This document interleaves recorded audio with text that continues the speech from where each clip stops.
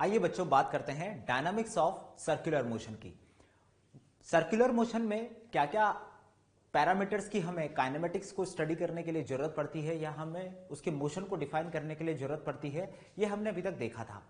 हमने वहां एक बात और की थी कि there are two types of acceleration, one is tangential acceleration and one is centripetal acceleration. Now important thing is that to provide acceleration there must be some force, और उस फोर्स, वो फोर्स कहां से एक्ट कर रहा है, कैसे act कर रहा है, वो देखना बहुत जरूरी है।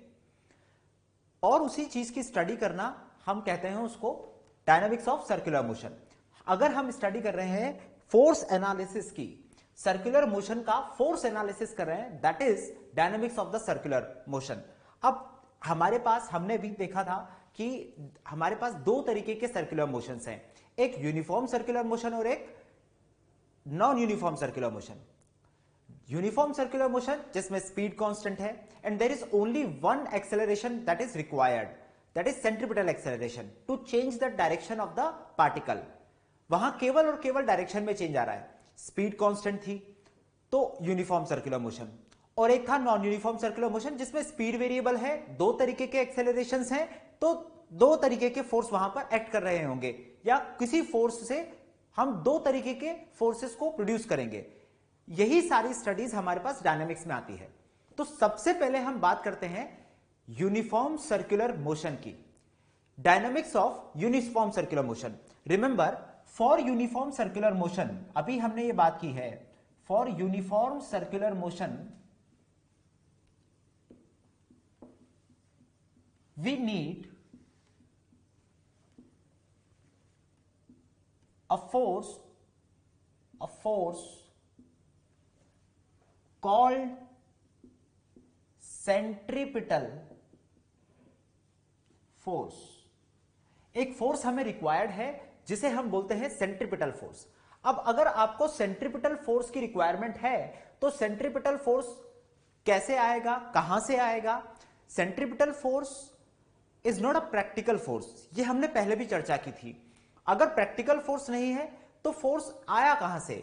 कोई भी प्रैक्टिकल फोर्स जब कुछ ऐसे लग रहा हो कि it was acting always towards the centre of the circular path, कोई भी फोर्स, एनी फोर्स पॉसिबल, वो हमेशा किधर लग रहा हो? During whole path of the body, पूरे सर्कुलर मोशन में it was always acting towards the centre of the circle, तो उस पार्टिकल के उस फोर्स को हम क्या बोल रहे थे? That is called centripetal force, जो कि केवल और केवल क्या करता है? डायरेक्शन चेंज करने के काम आता है। अब कौन से प्रैक्टिकल फोर्सेस हो सकते हैं, कैसे पता चलेगा कि ये प्रैक्टिकल फोर्स सेंट्रीपिटल फोर्स है? देखिए ध्यान से, अगर हम बात करें फॉर एग्जांपल, एक प्रैक्टिकल एग्जांपल से बात करते हैं। सपोज एक स्टोन है जिसको मैंने एक थ्रेड से बांधा और हम इसको एक हॉरिजॉन्टल सर्कुलर पाथ में रोटेट कर रहे हैं। तो अगर एक स्टोन को लेके मैं ऐसे घुमाऊंगा, रोटेट करूंगा हॉरिजॉन्टल पाथ में, तो हॉरिजॉन्टली अगर इसको रोटेट करना स्टार्ट करेंगे तो स्ट्रिंग इसके ऊपर एक फोर्स लगा रही होगी कंटिन्यूअसली, जिसे हम बोलते हैं टेंशन फोर्स। और वो tension force it was always acting towards the centre, और जिस एंड से मैंने इस स्ट्रिंग को पकड़ा हुआ है उस एंड के अबाउट ये क्या करेगा? चक्कर लगा रहा होगा। तो यही पॉइंट के अबाउट टुवर्ड सेंटर, इसी पॉइंट की तरफ हमेशा क्या लग रहा होगा? टेंशन फोर्स लग रहा होगा। तो ये टेंशन फोर्स क्या हमेशा टुवर्ड सेंटर लग रहा है? तो this force is particularly in this path centripetal force की तरह बिहेव करेगा। तो हम, ये एक प्रैक्टिकल फोर्स है, इस प्रैक्टिकल फोर्स को मैं क्या बोल सकता हूं? हम, this tension force is acting as a centripetal force in this particular case. एक और एग्जांपल की बात करते हैं। देखें, सपोज हमने अर्थ की बात की, अर्थ है, उसके सराउंडिंग में मून उसके चक्कर लगा रहा है, तो और वो भी कांस्टेंट टाइम पीरियड के साथ, उसका टाइम पीरियड कांस्टेंट है, यानी कि ओमेगा कांस्टेंट है, स्पीड कांस्टेंट है, तो यूनिफॉर्म सर्कुलर मोशन हुआ। अब उसी के लिए हम बात करें, सपोज अर्थ है, अर्थ के चारों तरफ सर्कुलर पाथ में मून रोटेट कर रहा है। सपोज ये किसी ओमेगा से या किसी भी टाइम पीरियड से रोटेट कर रहा होगा, तो which force is responsible for the change in the direction of the motion? तो कौन सा फोर्स होगा? अब प्रैक्टिकलिटी के साथ हमें देखना है, हम ये कह सकते हैं कि एक सेंट्रीपिटल फोर्स लग रहा होगा, पर कौन सा फोर्स है जो सेंट्रीपिटल की तरह बिहेव कर रहा होगा, तो वो कौन सा फोर्स है, यहां दिख रहा है मुझे, it was a gravitational force. There was gravitational force acting between the earth and moon. Moon के ऊपर जो ग्रेविटेशनल फोर्स लगेगा वो हमेशा toward centre of the earth लग रहा होगा, तो वो किसकी तरह बिहेव करेगा, it behaves like a centripetal force, remember. और एक और एग्जांपल देखें, एक और एग्जांपल है, जैसे हमने इसके सराउंडिंग में बात की, वैसे ही न्यूक्लियस के सराउंडिंग में एक इलेक्ट्रॉन रोटेट कर रहा है. An electron is rotating around a nucleus, एक न्यूक्लियस के अराउंड घूम रहा है, कांस्टेंट स्पीड से घूम रहा है, कांस्टेंट स्पीड मतलब यूनिफॉर्म सर्कुलर मोशन, और इसके ऊपर एक इलेक्ट्रोस्टैटिक फोर्स लग रहा होगा जो किसकी तरह बिहेव करेगा, that behaves like a centripetal force, remember. तो हमारे पास ऐसे कई सारे एग्जांपल्स हैं जिसके लिए, जैसे फॉर एग्जांपल डेथ वेल, एक मोटरसाइकिलिस्ट सर्कुलर पाथ में रोटेट कर रहा होता है. बहुत सारे डिफरेंट हम कोनिकल पेंडुलम बना सकते हैं. कोनिकल पेंडुलम के लिए यूनिफॉर्म स्पीड से अगर मैं कोनिकल पेंडुलम को घुमाता हूं उस केस में हो सकता है. तो there are different possible cases जहां पर हमें सेंट्रीपिटल फोर्सेस को एनालिसिस करना है. आइए देखते हैं क्वेश्चन के थ्रू कैसे हम सेंट्रीपिटल फोर्सेस का एनालिसिस करते हैं, हम कैसे फाइंड आउट कर सकते हैं सेंट्रीपिटल फोर्सेस और value of the force by using this dynamics. लिखें. आइए बच्चों एक क्वेश्चन के थ्रू हम चर्चा करते हैं. A stone of mass m is drilled in a horizontal circle with the help of a string of length L. If angular velocity of stone is omega, find tension in the string. What is the tension in the string? हमें वो find करना है. देखें, अगर मैंने कहा कि एक horizontal circle में हम इस एक पार्टिकल को एक स्ट्रिंग की हेल्प से घुमा रहे हैं, लेंथ इसकी हो गई L, तो इसका मतलब radius of this circle will be equal to L and mass is m. अब ध्यान से सोचो कि अगर स्ट्रिंग के थ्रू हम घुमा रहे हैं तो स्ट्रिंग में एक फोर्स अंदर की तरफ जो tension force string taught string है, तो इस ऑब्जेक्ट के ऊपर एक टुवर्ड्स अलोंग द स्ट्रिंग एक फोर्स लग रहा होगा, टेंशन फोर्स T, और इस मास, ये मास m जो है वो ओमेगा से घूम रहा है इस सर्कुलर पाथ में, L रेडियस के सर्कुलर पाथ में. अब ध्यान से देखें, जब हमें एनालिसिस करना है तो हम सबसे पहले क्या करेंगे, हम सबसे पहले ऑब्जेक्ट को आइडेंटिफाई करें जिसकी हमें एनालिसिस करनी है. तो ये हमारा ऑब्जेक्ट है मास m, और किस प्लेन में रोटेट कर रहा है वो हमें मालूम है. क्योंकि यूनिफॉर्म सर्कुलर मोशन है तो सिर्फ और सिर्फ एक ही एक्सेलरेशन होगा, दैट इज सेंट्रीपिटल एक्सेलरेशन. तो इसी ऑब्जेक्ट का अब मैं एफबीडी अगर बनाऊं तो इस ऑब्जेक्ट के लिए एफबीडी बनाते हैं. हमने सिस्टम आइडेंटिफाई किया हमारा मोशन के एनालिसिस का,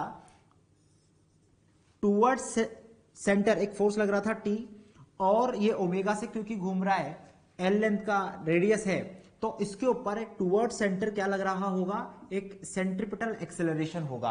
अब आप ध्यान से देख सकते हैं यहां पर ये इसका एफबीडी बना, तो मास m के लिए, m मास के लिए T is the force, a cp is the acceleration, तो T by using Newton's law T is equals to ma cp, जो ma cp mass is the mass of the stone, m is the mass of the stone and acp is the acceleration of the stone, जो कि केवल क्या है, centripetal acceleration.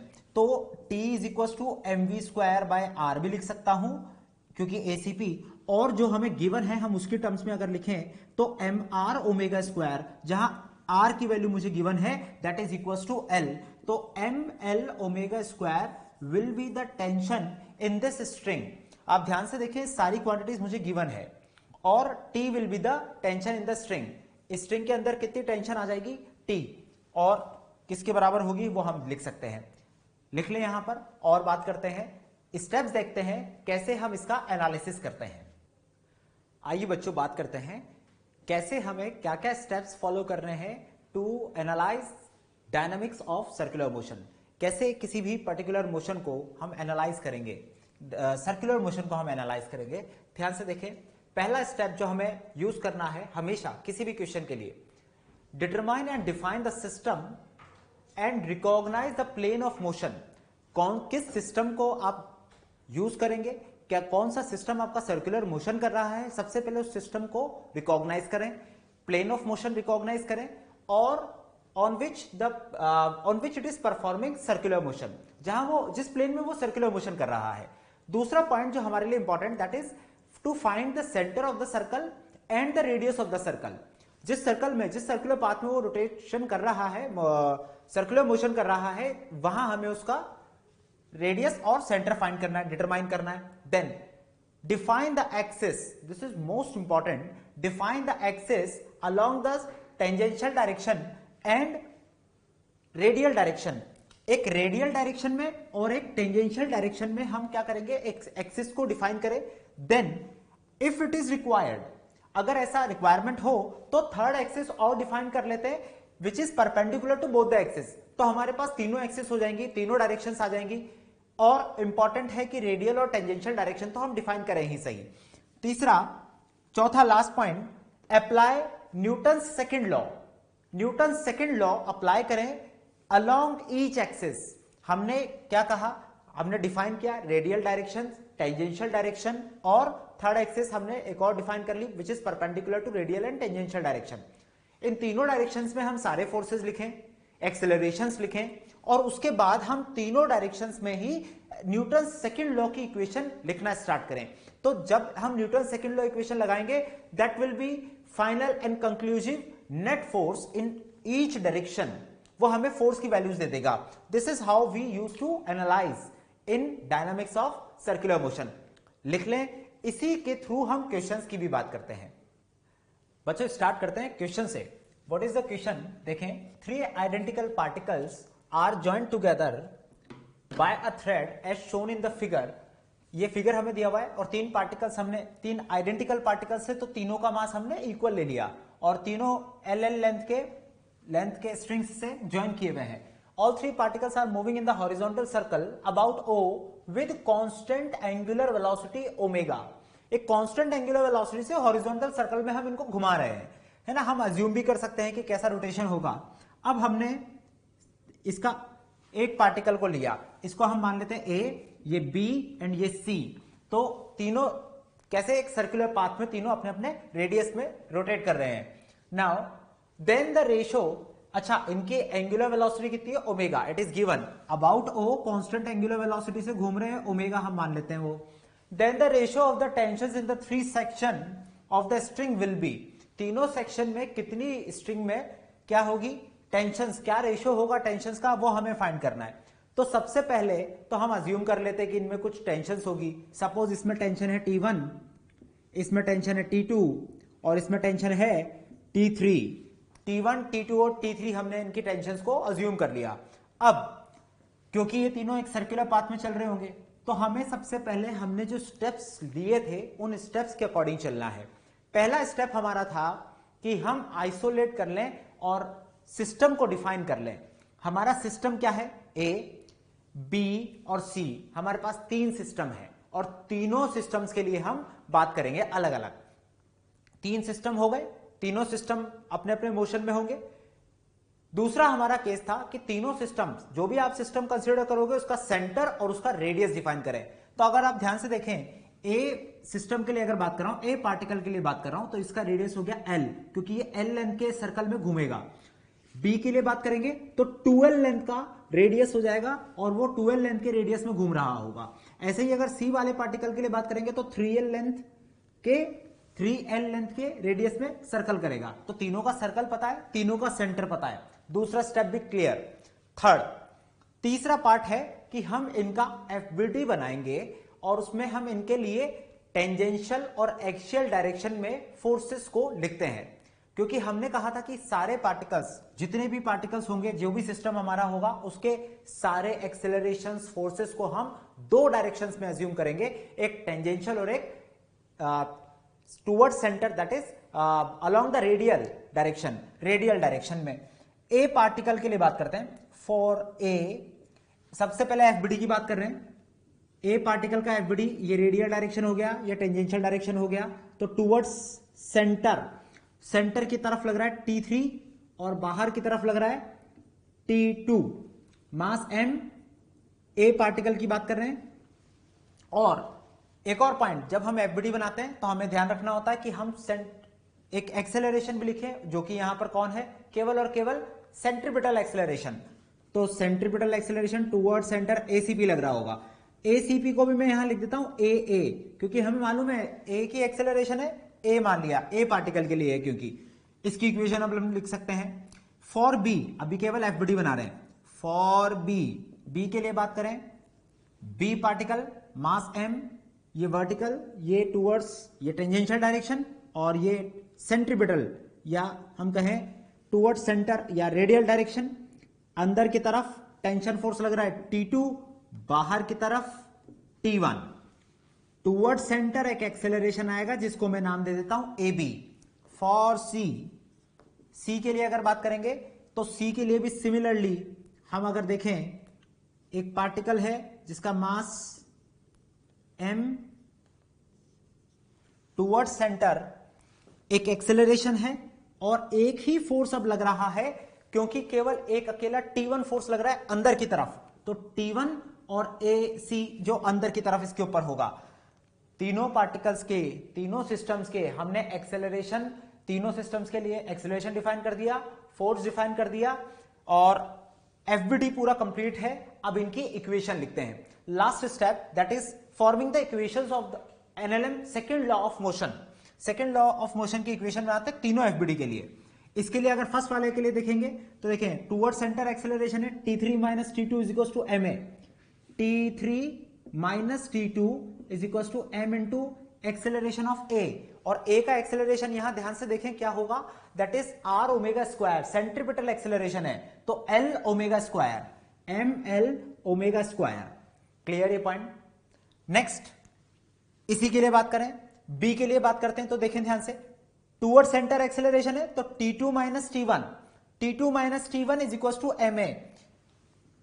T2 minus T1 equal to ma। A की value अगर देखेंगे, A की value अगर यहां ध्यान से देखें, एक्सेलरेशन की वैल्यू हो जाएगी R ओमेगा स्क्वायर, पर R कितना है अब 12, तो m इंटू 12 ओमेगा स्क्वायर। ये आपके पास क्या आ गया, this will be your second equation for particle B।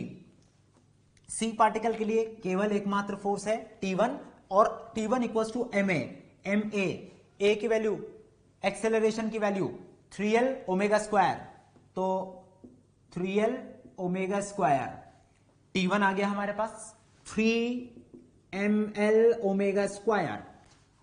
इस वैल्यू को सेकंड इक्वेशन में रखें, तो इस इक्वेशन में रखते हैं अगर, तो T2 की वैल्यू आती है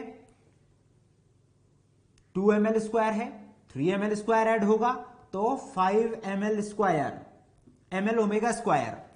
T3 की बात करें, T3 में T2 उधर ले जाता हूं, T3 फाइंड करना है, T2 जाके ऐड हो जाएगा तो mL ओमेगा स्क्वायर में T2 that is 5mL omega square और ऐड करना है, तो T3 की वैल्यू आपके पास आएगी mL square plus 5mL omega square plus 5mL omega square, 6mL omega square.